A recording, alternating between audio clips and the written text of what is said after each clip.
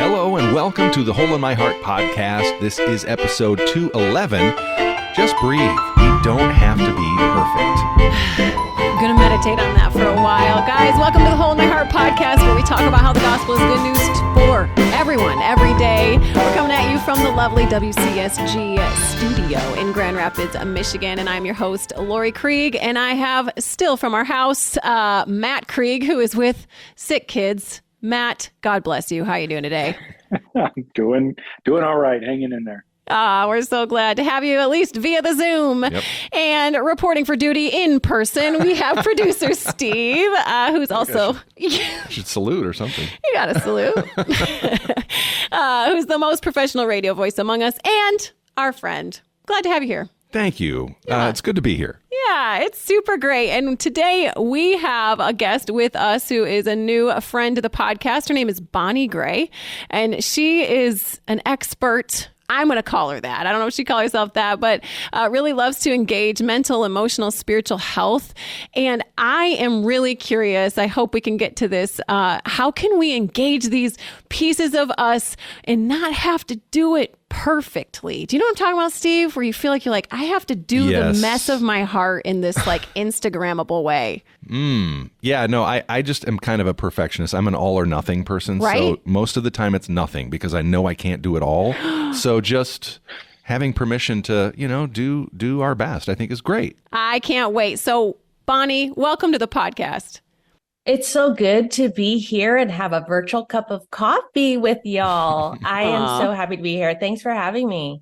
Oh, man. We are so glad that you are here because this is a space we need help in. Steve, can you help us get to know Bonnie more? Yes, absolutely. Bonnie Gray is the author of books like Sweet Like Jasmine, and the focus of today's conversation, Breathe, 21 Days to Stress Less and Transform Chaos to Calm. An inspirational speaker and podcast host of Breathe, the Stress Less podcast. Bonnie touches thousands of lives using storytelling, soul care, and prayer. And Bonnie lives in California with her husband and 2 sons. Oh, that's awesome. Yes. And we'd love to get the conversation started. And we'll do this by asking Bonnie and you listening to answer the question of the week from last time, which was, what is your go-to TV watching genre? Home renovation, sci-fi, sports, That's Matt. food competition. What floats your boat, Bonnie? I kind of have 3 answers. The first is the type of show I watch with my husband. He served in the Army in military intelligence. So whenever I'm with him relaxing after the kids go down, we are watching things like The Diplomat, The Recruit, CIA spy type of stuff. And then when I'm with the kids, we like to watch sci-fi. Okay. Like Mandalorian, and we get to see Baby Yoda. But when I'm by myself, I like the BBC, Call the Midwife, all the different stories that are heartwarming and tug at your heartstrings. So those are my 3 genres. I like how you split that up. That was actually Yeah. really smart because I do it differently too, based on genre. Same. Steve, which listener answer stood out to you? Well, Andy on Facebook said, Star Wars and fantasy, just finished Ahsoka. Oh, yeah. And working our way through the Wheel of Time. Also sometimes comedy like The Office and Parks and Rec. And I was just like, yes, I just did all of the Disney animated stuff to catch up to know who this Ahsoka character is. So now I'm all ready to watch that series. So I'm real excited about that. Matt and I just finished it, and we are usually always watching Parks and Rec at some point. Yes. That one is a good hang. I liked Josiah's answer, and he said he loves DC animated movies and shows. So help me, nerds. Who's DC? That's Batman? Batman and Superman. And Wonder Woman. Okay.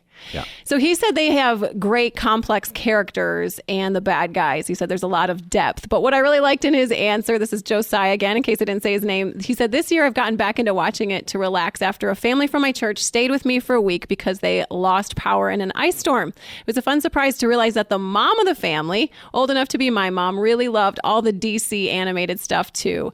Watching it together with her boys that week got me back into it. What I liked, it was the sweet churchiness of that, like the family of God. And we don't always have to be watching The Chosen. We can also watch, something else like DC. items. But Bonnie, we want to pivot back to you and ask you the question we ask everybody. Steve, I'm going to let you toss this question this time. All right. Yeah. So here is the question we ask every guest we have. If the gospel is we're more sinful and flawed in ourselves than we ever dared believe, yet at the very same time we're more loved and accepted in Jesus Christ than we ever dared hope, how is that gospel? How was it first good news for you, and how is it still, Bonnie? You know, I was a little girl born in a family that was really broken. My father left when I was 7. And so I was the oldest. I was your typical, want to help everybody. And if there's any conflict, I was the one to always smooth it out. And so I kind of developed this kind of personality where everything was just okay with me. Like, I'm fine with whatever anybody wants, as long as everybody's happy and there's no arguments. That was always kind of my mindset formed very early.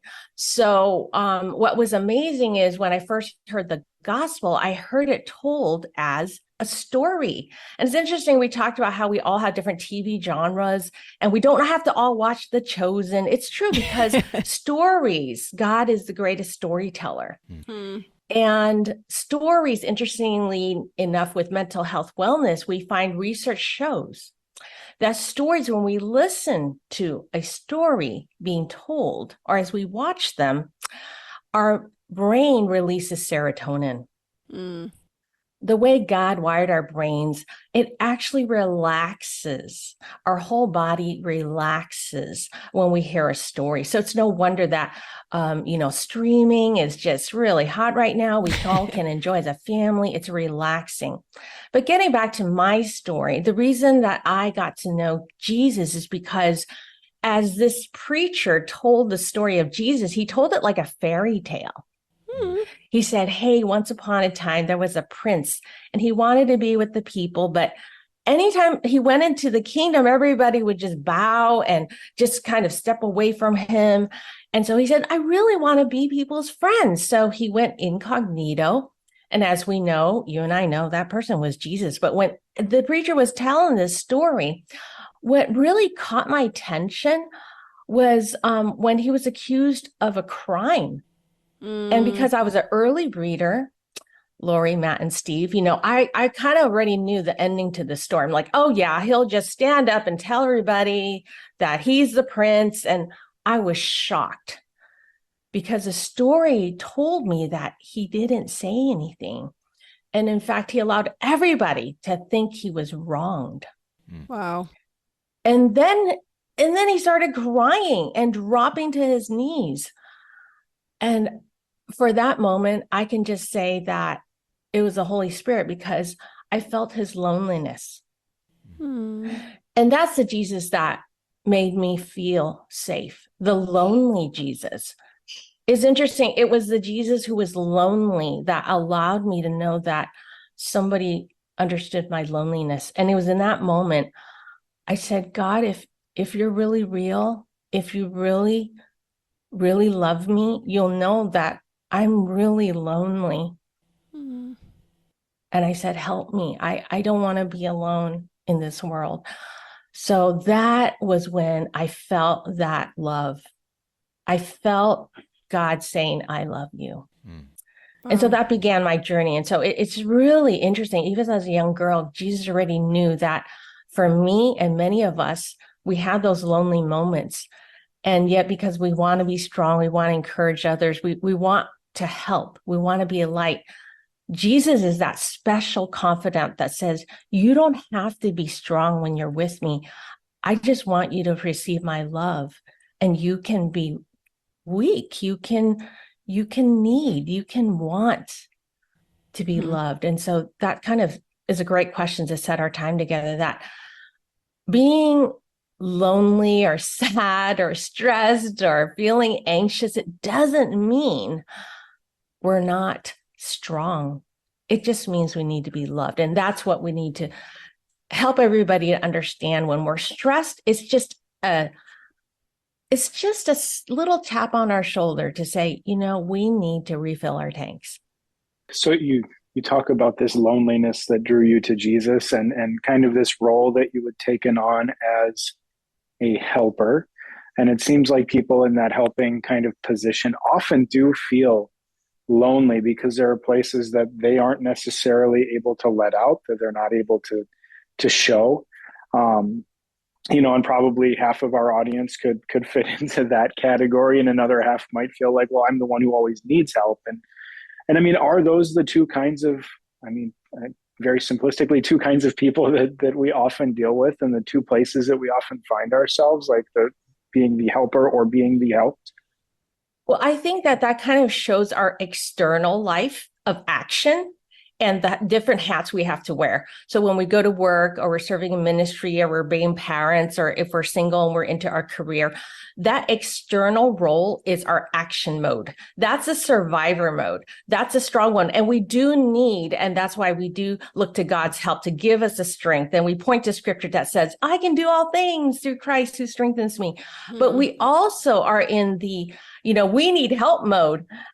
Because we're human. We were created to need others. We were created to need beauty and rest and nature and laughter and joy and all the things that make us like light up and smile, all those things. This is the secret, Matt, you touched on it, is that we have to be in that I need help mode. And it's so funny because as leaders, as resilient people, that sounds as if we're like in need, and we might have a sense of shame depending on where we picked up those messages. But actually, this is a beautiful place of receiving. If you're in a relationship, or you've been in love before, or you've had children, think about those most tender moments where you feel, what, all is good and right in the world. That's when you're vulnerable. That's you're receiving, you're resting, you're just being yourself. So we both have both of these roles. And so when it comes to soul care, that's about nurturing that inner garden. That is the place where we want to receive. And that is the crux of mental health wellness, because the world does not want our tired selves. And so when we focus only on that role, that's when we get into trouble, meaning, we feel anxious, we feel stressed, and we don't know. So, when you talked about when I felt lonely, actually, each of us, we don't feel that emotion, whether it's sadness, anger, stress, depression. We don't feel it because we're constantly doing. So our bodies are going to tell us when those emotions are not being nurtured. So even the most, quote, altruistic helpers of us, we actually need to find ourselves in positions of vulnerable being helpedness. I would say just nurtured, refilled, renewed. Yeah. I mean, we see this in the laws of nature. There is no living thing, nothing organic, and we all love organic, non-GMO stuff, right? And there's nothing that's organic that cannot survive without needing to be watered, nurtured, fertilized, sunshine, oxygen. I mean, we're living beings. It's interesting. Scripture says we're living epistles. Okay, we're being written into so we can write on to others. And so, like, if you go on an airplane, that's the first thing they tell you: put on your oxygen mask first. Yeah. Then you can help others. So there's no way we can be a helper without receiving. And let me give some scripture here, because for me it was really hard. I always felt like, well, people that are stresses. Before I had panic attacks as a new mom and had severe anxiety, I always felt like, okay, I'm just being honest. Okay, that's for people that aren't strong in the word, or right. They're not focused on serving God. So like they're just focused on themselves. Well, guess what? It happened to me. Panic attacks, waking up, can't sleep, insomnia, eye twitching, like what in the world? What's going on? And there's a scripture. I love it. It says, and let me make sure I quote it correctly here. It says in 2 Corinthians 1:4, The God of all comfort, who comforts us in our troubles so that we can comfort others with the comfort we first received ourselves. So it's like the order. So it's not that we don't serve, we don't help. It's like, okay, you pour it out, you got to refill it back in. Yeah, that's good. Okay, so Steve and I, we know we're not the only dysfunctional people in the room, but we've already alluded to this feeling of like, okay, so let's say here I am, me, Lori, and I'm like, something is off inside.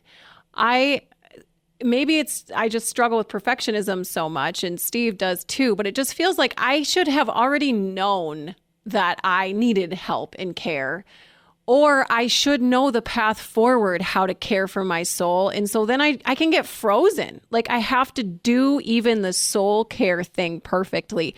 Can you fix us? Well, what's beautiful is one of the tools that I created, it's called the Soul Care Quiz. Yeah, I took it.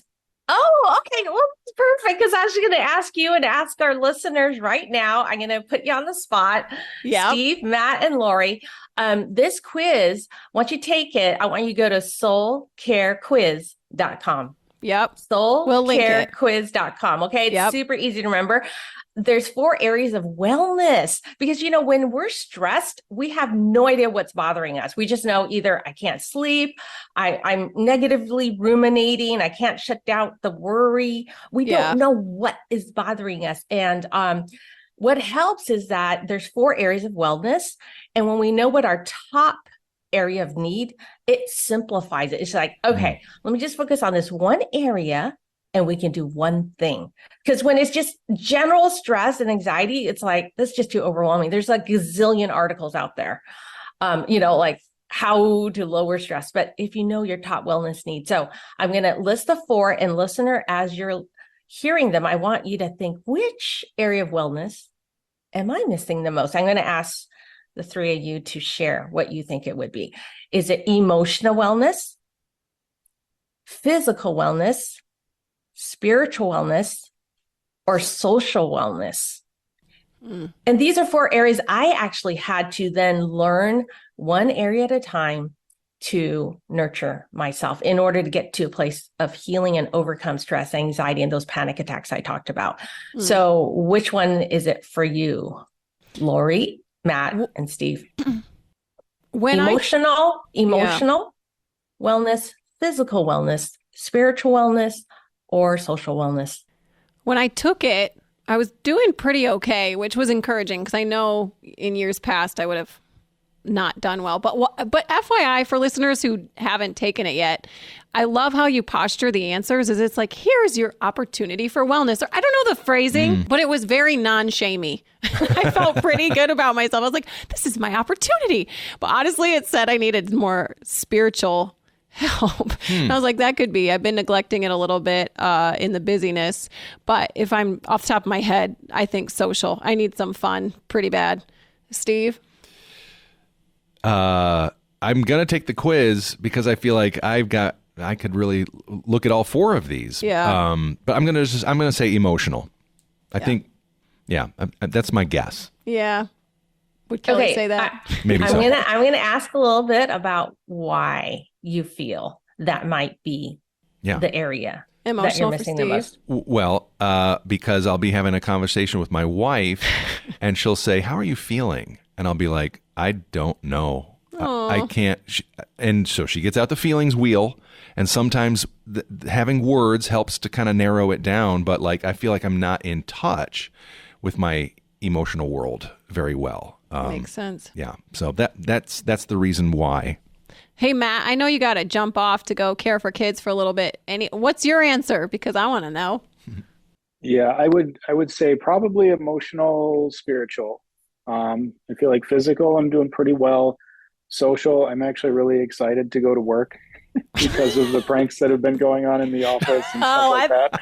Pranks. It was not avoidance of family. Everyone note that, although it may be a part of that. So I feel like work has been kind of social and fun recently, but when I'm not with the other therapists, maybe. There is just it's highly emotional caretaking of other people. So that I feel like is where I'm most often depleted. And then just the same with you, like the spiritual piece. I don't feel like I've taken time to prioritize just like being able to sit and rest and listen to God. It's been much more the go posture spiritually recently. Well, thank you for being vulnerable to share, because I know everybody that's listening is saying, yes, that's me. Yes, I feel this way. And actually, that's one of the first steps to wellness, is just being able to share our stories. And we started off talking about this. And you know, what's interesting is when we talk about spiritual wellness, I just want to take away any of the shame. It doesn't mean that we don't trust God. It doesn't mean we don't believe God. It doesn't mean we don't know the truth of God's love and peace. This is really important. Very, very important point. Key point, because in my soul care coaching ministry, this is one of the first burden is the guilt as believers. Now, Jesus said, love the Lord your God with all your heart, mind, and soul. So we know the mind. I know God's truth as head knowledge, and I believe it. We love God with our heart. Heart signifies devotion to serve others and serve God. Okay, but maybe you're like me. I suddenly realized I have no idea what it means to love God with my soul. Okay, so the soul is actually your personality. The key word, root word in Greek for soul is pneuma, and it means spirit. And it's also the same root word as psychology, your psyche. So when we love God with our soul, it has to bring in your personality. And this is why spiritual wellness is not about what we know about God. It's spending time enjoying what gives you peace and joy. The way God created you and designed you uniquely to experience peace and joy. And this is where most people will tell me this is the first resistance. They'll say, but I feel so selfish. Right. If I go and enjoy this or do that, and it doesn't help anybody else, it doesn't benefit anybody else except me, I don't feel like it's spiritual. I think it's selfish, Bonnie. And so this is where I get to step in. And this is what I love about this, because that was a myth God had to just smash. Jesus said, come to me, those who are weary and heavy burdened, and I will give you rest for your soul. Isn't that interesting? Jesus didn't say give you rest for your mind. I want to give you rest for your soul. That's your whole self, your whole being. And not only that, we forget there's more. Jesus says in the next verse, 11:28-29, learn from me. Learn from me, for I'm gentle. I am gentle. And you know what? The active word is learn. That means we have to practice. We have to take action. Now, to do what? To implement Bible truth? No, we know already head knowledge. We want to practice enjoying what gives you peace and rest. So that's the fun thing. So spiritual wellness, when we feel closest to God emotionally, is when you're doing something that has no other benefit to anybody else except to bring you joy. And that is the sacred moment where Jesus is next to you. He's smiling. And those of you who are parents or aunts or uncles, or, you know, your friends with other friends who have kids, you know how happy you get when you see a kid just like having fun? You light up with pleasure, right? Is that go ahead. Can I just pop in real fast? Because I can do things that are good for my soul, that are sweet and fun. But when I can do that inside my own brain without an awareness of the spirit. So I hear you saying you're aware of Jesus as you're doing things that give you joy. Is that true? It's actually stronger than that. Jesus, it's stronger than that. You're actually inviting Jesus to be with you when you take action to have joy. Okay, because Jesus says the greatest in the kingdom is having faith as a child. He says, do not push away the child. But he says, whenever you receive a child in my name, you're welcoming me. So when you take time to do something that gives you peace or joy, you're actually saying, Jesus, I just want to be with you right now. I just want to welcome you I welcome the child in me to be with you. That's why God always says, you are my child. And okay, I want to throw in some science here, okay, because this is really powerful. We often try to feel better by thinking our way out of stress. And Laura, you're being vulnerable by, voicing what we all adopt, which is, I'll just think my way through this. Yeah. And I'll just remind myself I have God's peace, but we don't take action. Now, the truth is we have to nurture our way out of stress. I'm going to say that again. We try to feel better by thinking our way out of stress, but we have to nurture our way to relieve stress. How? And I'm going to explain to you two types of brain science. Okay. I can't help it. I want to hear your reactions, but I want to explain right away on the heels of that principle. There are two types of anxiety, left brain and right brain anxiety. Okay. Left brain is what we use to problem solve. This is the logic part of our brain where we experience anxiety called anxious apprehension. This is where we hyper-focus trying to solve a problem and we start worrying too much. It results in overthinking about problems we encounter. Okay. Now, this is natural. This is God's mechanism in us so that we're really, really focused on solving problems. So if you feed your brain a problem, it's going to work really hard to make sure you solve it. But most of the problems that cause us anxiety and worry and insomnia and stress, they don't really get solved, right? You got to live through those to find out what's going to happen, right? So our left brain gets locked into this problem-solving mode and anxiety. Now, how do we solve it? We usually just keep thinking. We double up on thinking. Okay, even what we consume, whether you're reading or talking to somebody else, in the back of my mind, we're thinking, how can I solve this problem? How can I solve this problem? Oh gosh, it's kicking our body into high stress mode even more. The answer is the right brain. The right brain is what we call the emotional part of our brain, the feeling part where we experience those negative emotions like sadness, fear, panic. Okay. But this is the power of how God created our brain. The right brain is also where we enjoy creative hobbies, lights up our auditory sense, listening to music, our visual sense like art, our tactile sense, touch, maybe we're gardening, cooking, knitting, or working on our cars, or I don't know what the guys like, right? Playing an instrument or, mindlessly, we call it mindlessly, right? It's actually good. Exactly. We're turning off. Yeah. Turning off. It's called the stress response. You and I have the choice to turn on and activate a God-given designed mechanism called rest and relaxation mode. And it only gets turned on with the left or right brain. Which one? Right. Right. Yes. Yay. High five, Steve. Okay, A+ is for everybody. It's We're the right growing. brain. So this is really going to help you as you go through your day and you're stressing out and then you go straight to the left brain mode. We're going to know because we just learned this from Bonnie Gray. Okay. Soul care coach. Okay. If you keep thinking, it's going to jack up the stress and anxiety. You got to go right brain mode. So Steve, you're just like all of us as well. We don't know how we feel. We just know we're stressed, or we just know we're feeling off, or we're in a fog.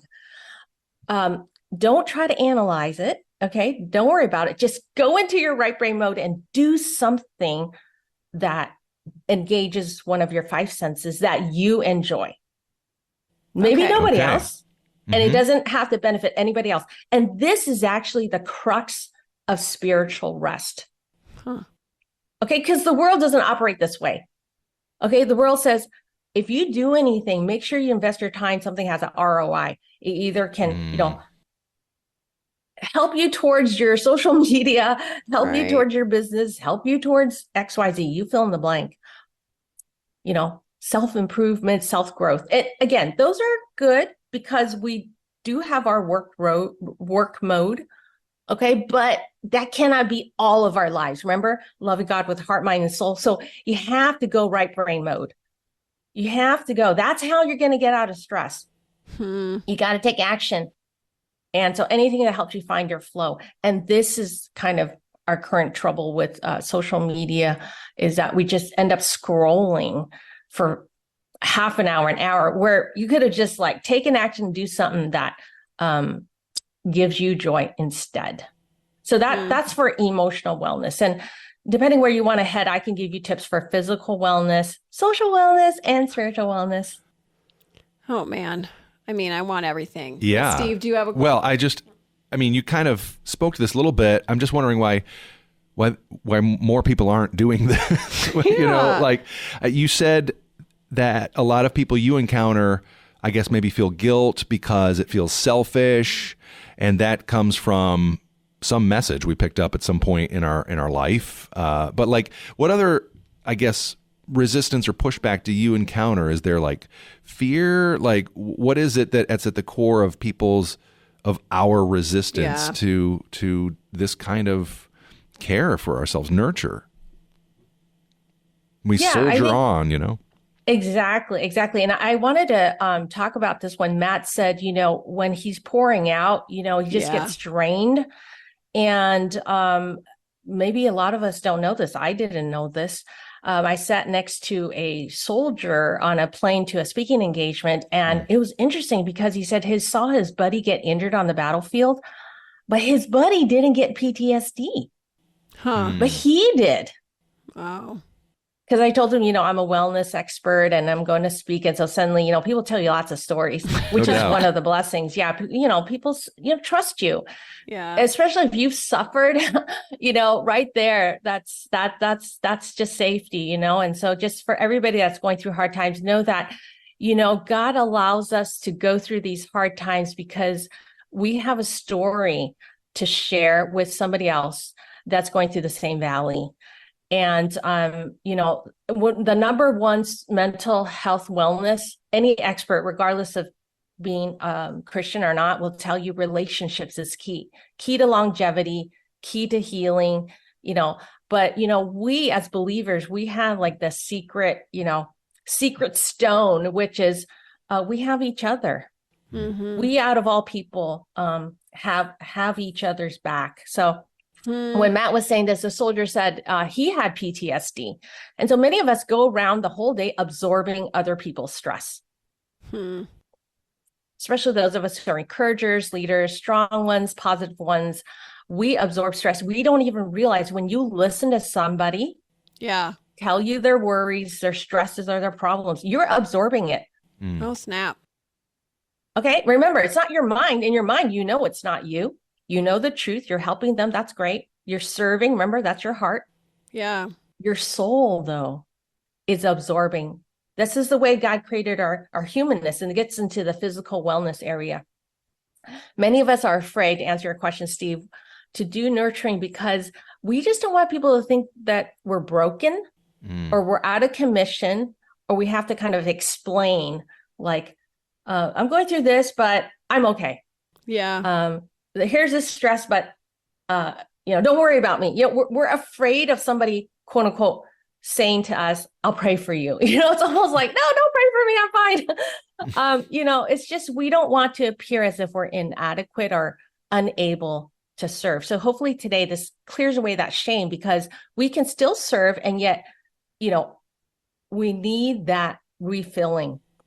And so, I just want to talk about physical wellness because our body is really the main lights on a dash where you think about a car. Many times we drive a car. Okay, my husband doesn't apply because he always fills the tank, you know, when it's 3/4 full and just has he just has ability to do that. I don't. I just drive until the light comes on. And I'm always surprised. I'm like, oh, wow, I thought I just filled it up, right? Many of us are like that. Okay, we go and then we suddenly realize our body's telling us you're stressed. Right. So, you know, fibromyalgia starts getting inflamed. Your hair starts falling out. You get hives, you get migraines, insomnia. I can't look left. My neck tightens up and all of a sudden I can't look left. And I'm like, oh no, my heart is talking through my body. Yeah. Yes. The shoulders, the neck. Yeah. Exactly. So that's the last line of defense. So It's interesting. There's a story in the Bible when Jesus went to go help a little girl, and everybody thought she was dead because there was no breath, right? This little girl. And so, interestingly, Jesus touched her hand, and this is the little girl that is Jairus's daughter. And what did Jesus first say to her when she opened her eyes and he touched her? It's kind of a Bible trivia. I read this all the time. Did he say, little girl, get up or something like that? He said, give her something to eat. Oh, yeah. Oh, right. Something to eat. Yeah. Interesting. He didn't say, go serve the people out there. Did you know that they've been praying for you for hours? Did you do your homework? Did you do chores? No. So nourishing our bodies is very important. And so here's a really good tip, taking a 10-minute walk outside. Research shows that 10 minutes walking outside lowers cortisol and releases the happy hormone serotonin more than 45 minutes working out at the gym. Because we're grumpy when we're at the gym? Is that why? Funny. That's good. I like that. I was mostly serious. Yeah. Right. Gym is good for cardiovascular health. I'm not saying don't go to the gym, but if you're talking about mental health wellness, a walk is going to release more serotonin than a workout at the gym. And this one blew my mind when I learned about it. The amount of serotonin that you release during the day, and remember, we have a choice what we spend our time on. The body takes that amount of serotonin and converts it to melatonin. Wait, what? That's your skin. Fix it. No, it's melanin. Oh, what's melatonin? It's the chemical that helps you relax and sleep. Oh, there we go. So this is actually one of the natural supplements that's been rising since the pandemic. Like over 50% is melatonin. And so usually if you're jet lagged, previously people used it when they, traveled to Europe or across the East Coast from the West Coast or vice versa. Your body's jet lagged. So you're trying to activate your body to, go to sleep at different times by taking melatonin. Well, there's a limit as to what the supplement can do. But many times if you were to color code your day, this is something that I do with my soul care coaching members, is we look at during the day, how many of your activities are in the blue zone?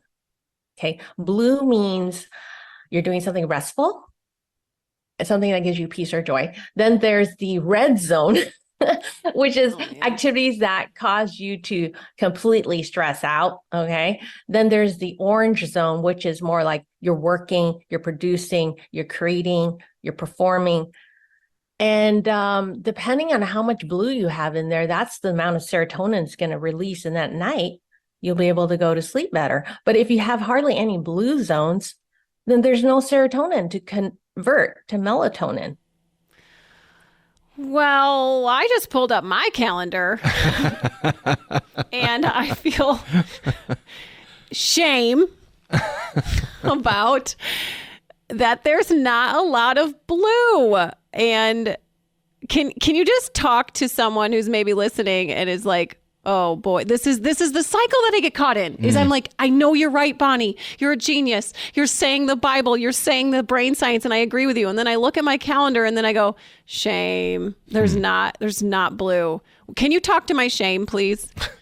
Yeah, I think if we were to, have a cup of coffee, or if you were the women that I chat with in our soul care coaching sessions, and we would just talk about where in your story did you pick up that message. Oh, let's not go digging into my childhood in my story. Yeah. Like who, what is that voice from? You don't have to go like way long, but can you think of an instance? Just give us a flashback. I don't know if you've watched Lost, the TV show Lost. Oh yeah. Parts of it. They always have flashbacks. So what flashback do you go back to where you feel like that came from? I mean, it was a high producing modeling I saw from my very high production family, which they're all amazing and love them and they love Jesus. But I know that was we all received a lot of that and my parents probably received it from their parents, is the feeling of you are valuable when you are producing. And so that, I'm pretty sure I digested that pretty intensely, as many of us do. Yeah, I really appreciate your honesty. Each of us has had one of those moments, those voices. And that's another reason why we don't share these stories. We don't want people to think our family member, our spouse, or whoever it is that receive it from is a bad person. And so we rather just like not say anything. And I think this is very helpful, just understanding soul care and knowing that, sometimes our families emphasize the mind part, serving God with our mind or with our heart, which is the action part. And so it's not that our families are bad, but, God says that he adopted us as his children. So regardless of how perfect and wonderful our childhood is, God always has something to nurture us and to give us new joy. I don't know about you, but I am amazed when my friends adopted a child. They adopted a child who actually had, medical issues. But when the little baby girl came over, they were so happy that their little girl started crying. Like she literally texted me and she's like, Bonnie, Zoe's crying. Yay. Yeah. Because apparently when they're adopted in their orphanage, they stop crying because nobody ever picks them up. Yeah. And so, oh my gosh, that just touched me so much. It's like, when have we been silent about our need for joy or nurture or care? Yeah. Jesus says, I'm here to, restore your joy and give you joy abundantly. So it's not that, our parents are bad, but it's more like God wants us to receive more. Yeah. Does that make sense? So it's not a shame. It's saying you are God's beloved, and this is a new area. And so I would put curiosity always heals shame. So that's why I say, I don't even try to address it. I mean, we address it by just hearing the story, so you're aware of where you picked it up. But we want to move forward by saying, hey, what are you curious about? What would it look like if you were to start taking action and do the things, prioritize? And this is the last thing I guess we have time to talk about, but we can go on forever. Start your day, not just with your to-do list. Okay. I want you to have a soul care list. Today, what is one thing you're going to do? And I practice this. I get up in the morning. I have a really long to-do list. You know how like those TV shows, I have 3 different roles. Yeah. There's to-do lists, right? But I say the first one, most importantly, is my relationship with God. Yeah. As his beloved child. Okay. And that means, what can I do today that will give me peace and joy? It won't benefit anybody else, but it's this sacred time where I can spend time doing what God created me to do to receive peace and joy. What's that one thing? And at the end of the day, if I know I've done that one thing, it's been a good day for my soul. Because you know this, everyone knows this. There's always a bottomless checklist. Yeah. There's always new problems creeping up. So curiosity, what would that look like for Lori to, be lit up with joy today, or be comforted by peace? Sometimes it's not a joyful day. It's just a bad day. So that day we need comfort. Curiosity, what would you want to take out, and what would you want to put into your schedule? I love that. I want to add that in because it doesn't feel like another checklist. Right. Okay. So, for instance, like if your kid had suddenly, fell down and then nicked his tooth, like had a chip, wouldn't you drop something to make sure you take him to the dentist? Okay. That's like you and me, soul care. That's number one. You got to watch out for yourself first. So you got to move something else out in order to take care of your soul. It's so good. Yeah. So I'm just thinking of someone listening right now, Bonnie. What would you say for that person who they're experiencing like maybe severe anxiety or depression right now, and they're feeling like, they're just paralyzed. Like I have to have the exact, right way to get out of this, and they're just frozen in that. What would you say to that person? Okay, this is my go-to really powerful soul care technique you can use in any situation to stop anxiety right away. Okay. This will stop your body's stress response and activate your body's God-designed rest and relaxation response. It's a simple practice called breath prayer. Okay. Breath prayer is a simple way to pray using the natural rhythm of your breathing. Even as I say it, inhale and exhale to activate your body's natural rest response. It oxygenates your brain, releases tension, re-energizes you. Now, in our culture, we hear about mindfulness and breath work. I'll say that again. So in our culture, we hear about mindfulness and breath work, but biblical mindfulness is where we add breath prayers with God's promise and peace as we breathe. And it's an immediate way to activate your body's response to rest and calm, as well as fill your mind with God's truth. So we're going to practice right now. Okay. This is how you pray a breath prayer. We're going to breathe in 1 Peter 5:7. Cast your cares on me because I care for you. Okay, and just follow me. Inhale. I cast my cares on you. Exhale, because you care for me. Inhale. I cast my cares on you. Exhale, because you care for me. Now you continue taking these slow, even breaths. And as you do, you name your worries. Studies show that when you verbally name your worries, it processes in your brain, moves it from the emotional part to the logical part. And that's how we breathe in God's care and exhale our stress.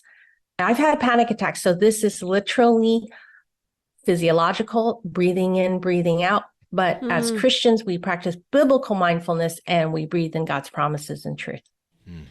That's good. Well, shoot, Bonnie, thank you so much for the practical, neurological, spiritual nurturing of our souls. I'm not kidding. I'm going to add that to my morning thoughts is what can I do to nurture my soul today? And I want to bring this book. I skim read through it, but I actually want to do Breathe, 21 Days to Stress Less and Transform Chaos to Calm. Guys, there's like questions at the end of it. There's ways to like practice the inhale, exhale. So I want to do this on my vacation that's coming up in a few weeks, but thank you for it. We'll also link to that soul care quiz as well as being able to follow you on all the socials. But thank you, Bonnie, for joining us today. Thank you for allowing me to have the space to share what's helped me. And I just hope everyone listening will be filled with renewed hope and joy and peace, knowing that God has provided a way for us. So you're fixed? Oh, yeah. All good. I did actually feel like some integration when we were doing that inhale, exhale. I was like, okay, don't think about the cameras. Don't think about the microphone. Just be. So I really liked that. I really do. If I'll start with myself, I guess the takeaway for me from the conversation is in the morning, I'm always thinking through my to-do list. I pray for a bit and then I try and sneak out of the room without waking up my kids who are up and on the floor. But to think about how can I care for my soul today? It is going to feel uncomfortable, but I think it's going to be really good for me. What about you, Steve? Yeah, I liked how she made the distinction, mind, heart, and soul, you know, and I hadn't thought about that. Just like our head knowledge and our actions, but actually like our personality and enjoying something and inviting Jesus into that enjoyment. That was, I don't know, I'm going to be thinking about that for a while. I love it. Well, guys, what did you think? Feel free to reach out to us at LoriKrieg.com. You can write me there or podcast at LoriKrieg.com. We do have a question of the week for next time. I don't know if I'm a winner with this one or if I'm going to everyone's going to call me a Satanist, whatever. Here's the question. Oh, boy. Star Wars, Harry Potter, Lord of the Rings, or Narnia? Which is your, How would you guys order them? What's the favorite? What? Well, I just feel like it's an impossible question. It's like, which of your kids? Name all your kids. Pick a kid. The fire is going. I'm just kidding. I'm kidding. Okay, well, which one's your go-to? You're like, that's my jam. I want to hear it. And please, whatever. You guys can feel your feelings about Harry Potter. Anyway, guys, thanks so much. If you like the podcast, please rate and review it. It helps other people to find this show. Thanks again to Bonnie Gray for all the practical care for our souls. Thanks also to WCSG, the Zach of all trades, and his amazing intern, Delaney. And for all of us here at the Hole in My Heart podcast, we'll see you next time.